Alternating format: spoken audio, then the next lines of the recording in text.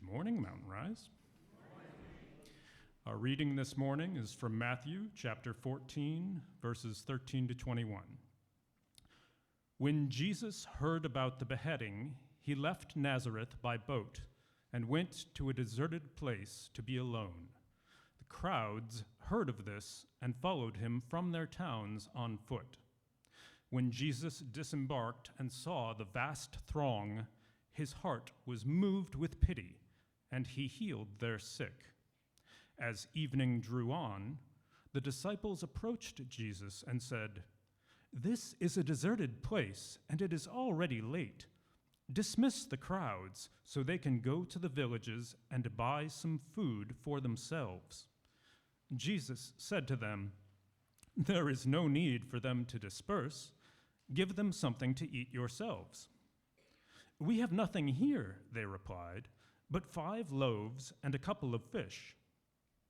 "Bring them here," Jesus said. Then he ordered the crowds to sit on the grass.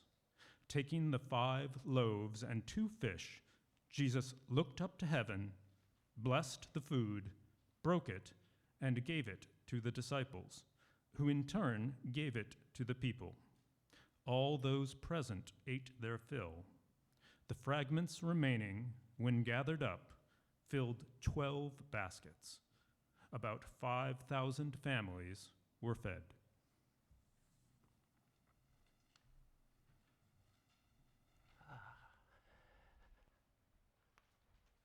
Let's just take a moment of silence. Thank you, Steve. Just take a moment of silence. Let that reading sink in. And let this moment sink in.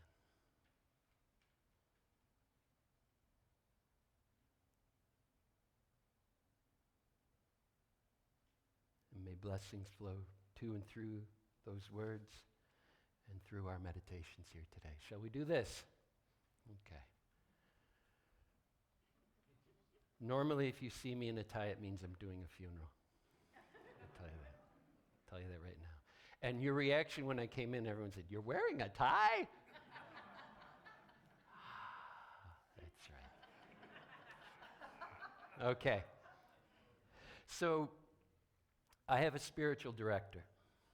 I told Scott I'm a wanderer. He said it's fine. I have a spiritual director, and when I told her I was thinking I was going to leave the Hayden Institute and submit my profile to Mountain Rise United Church of Christ, she did what she always does. She asked me one piercing question. She says, "Does this decision come from an attitude of scarcity or the spirit of call?" Ooh.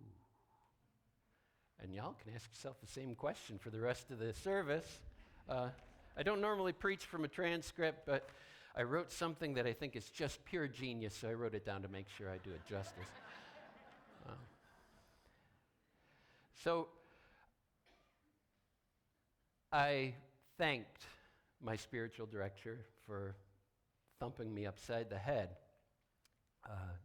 because that is a central question, not just for me in this moment, but it's a central question, I think, for all of you.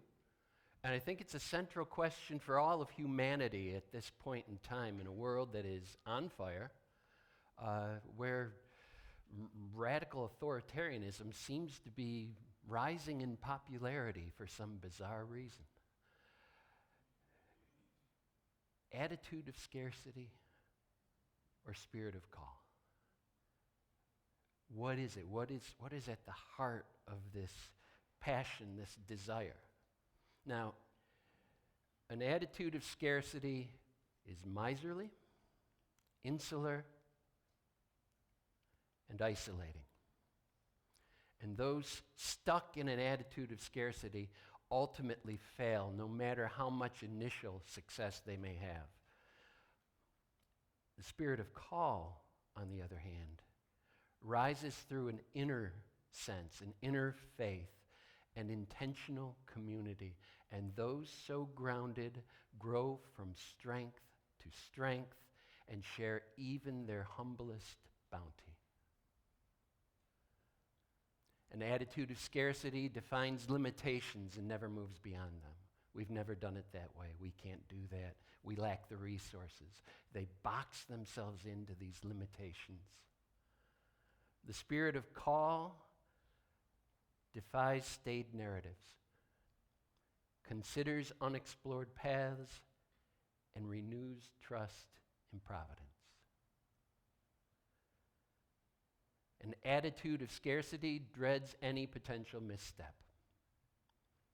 The spirit of call learns through the stumbles and gains wisdom in the inevitable mistakes and the failures that will come. An attitude of scarcity is ultimately rooted in a fear of death, of non-existence, of drying up and blowing away. The spirit of call grows in sacred symbiosis with all that lives. Now, we've been told for the last few thousands of years that we are not enough, that we are less than. Well, we've been told that in our religion. God help us Christians, we've been among the worst offenders. We've been told that in our consumer culture. I mean, the ads are more subtle in some ways now. You look back at the ads in the 50s and 60s, how harsh they were, especially toward women, of all the ways we didn't measure up and how this brand new product is just what you need to keep your husband, etc. We aren't pretty enough. We aren't smart enough. We aren't skilled enough. There's a constant barrage in media and social media of all the ways that we can be cultivated with a fear of missing out, FOMO. And God help our kids, because it's getting piled on them even more. It is so much harder to be a child now than when I was growing up in the 60s and 70s. It is so much harder to be a parent now than it was then. It is so much harder to be a grandparent and watch what our kids are subjected to. This all comes out of a cultivated attitude of scarcity, deliberately cultivated. It is marketed to us, and now with our cell phones in our pockets or our wife's purse, there's no escaping it. And the spirit of call is the antidote. It is the great antidote to all of that. Right now on Sunday morning in churches all around the country, the gathered faithful are returning to the well. See, this is what a church is supposed to be, right? At a previous church, I remember the day when we had been building, and then we had this terrible Sunday morning where there were 20 people there. And after everyone had left, I stood up in the pulpit and I prayed, God, show me how to grow this church. I have a different mindset now, but God, show me how to grow this church. And at that, as I'm standing in the pulpit, I hear the heavy bar fall off the external doors of that church, great big massive oak doors. A wind had already picked up. Those doors and the doors of the sanctuary blew wide open, so I was standing in the pulpit looking straight outside. This is the well. This place is the well. This is where we come to fill up. This is where we come to hear each other's stories. This is where we come and recharge. The church, however, is out there, isn't it? It's what we do out in the world. It's how we behave out in the world, how we act, how open we are to each other, how wide and radical our welcome is. We lock our doors at night because of the valuables held inside, but the only thing of real value in a church we're giving away, aren't we? You have a stellar reputation, my friends. There's a reason why when I went to Colgate Rochester Divinity School beginning in 1996, the dean of students said you have to check out Mountain Rise. There's a reason why that is repeated over and over again. There's a reason why you have so many retired clergy among you.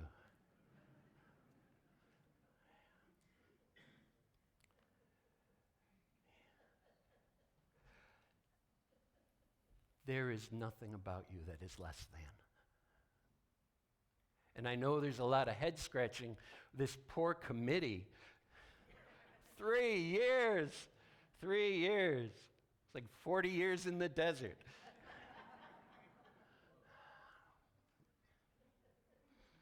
And me, I thought I was out of ministry. I was so burned out after the pandemic. And as soon as I left the pulpit, I missed it. And I loved what I did for these last 2 years. What I did for these last 2 years changed me, gave me depth, and grew me in ways that are vital, that are going to make me a better pastor, if you'll have me.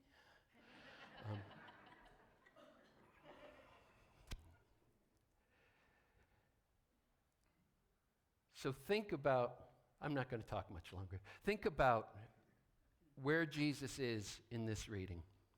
We're seeing Jesus' trauma response in this reading. Remember, John the Baptist is not just a colleague and is far more than a friend.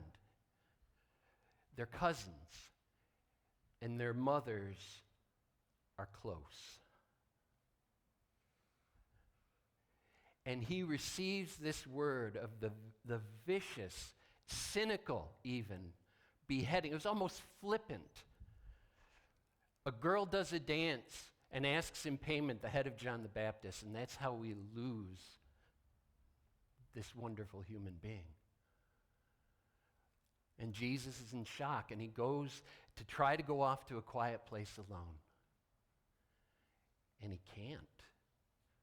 The crowds follow him. And he has compassion. He sees to their wounds. He speaks to their longings. And the disciples are in shock as well, undoubtedly. This is not just a loss, but it's also an existential threat to all of them. It's a message sent from Herod to all of them. They are in a land that is occupied by a foreign force, where the religious leaders are corrupt, at the very least complicit with the authoritarian regime. And they fear for their lives. Small wonder that they want to send everyone away, every man for himself, to go and find food somewhere. They want to send them all away. And what does Jesus do? He says, no, you feed them. You feed them. And of course, the next line on that day and every day since in organized religion is, we lack the resources. You feed them, he says. You feed them.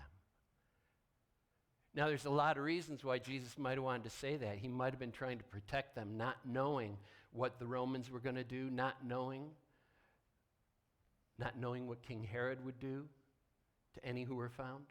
Wanted to hold them close. Or maybe he was proving a point. Maybe he was proving the point that an attitude of scarcity does not work in this faith, but only a spirit of call works. And so we boldly stepped forward off of that cliff and find where we land. Now, beyond that, the writer of the Gospel of Matthew, of course, also has an audience he's thinking of. These are people in the mid to late 1st century CE who are suffering schism, being pushed from the ancient faith they knew and its protection. These are people who off again, on again are being persecuted in very real ways, who have terrible divisions within their families. Stop me if any of this sounds familiar to you right now. Yep. And he shares this story purposefully to say, no attitude of scarcity, even in the face of all this. No attitude of scarcity, but a spirit of call. Know what is inside you. Know this. He's just talked in chapter 13 about mustard seeds and wheat among the weeds and a pearl of great price and buried treasure in a field. Jesus has just asserted over and over again that everything of value is already contained inside you. And this is the great mission of our churches now, if they choose to accept it. We are, as our general minister of the UCC said, replacing an institution with a movement. We are not planting in people what they need. We are helping them uncover the wisdom and the peace and the beauty they already possess. It is anti-FOMO. It is anti-scarcity. It is you need this. It is, you already have this. Come and open your gifts with us. This is the work of the church. This is the spirit of call.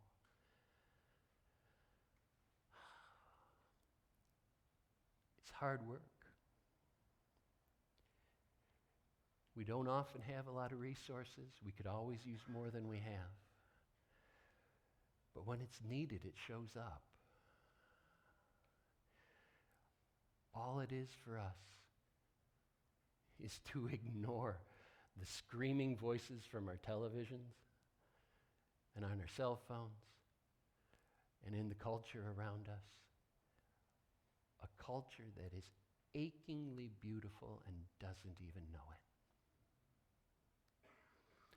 May we extend radical hospitality, not just to people who are different than us, but radical hospitality where we give so much of ourselves that we question if there's anything left.